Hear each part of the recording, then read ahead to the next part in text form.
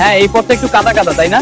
হ্যাঁ, কিন্তু তুমি তো স্যুট পরে আছো, খেয়াল রাখো। চিন্তা নেই, আমরা একসাথে আছি। হ্যাঁ, চলো। চাচা, অনেকদিন পরে বাড়িতে আসলাম, চলো বাজারে যাই, কিছু বাজার করে আসি। হ্যাঁ, চলো।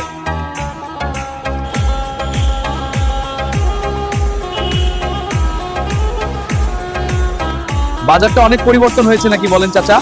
হ্যাঁ, অনেক কিছু বদলে গেছে। চলুন আরো এগিয়ে দেখি। এই শশাগুলো কত টাকা কেজি?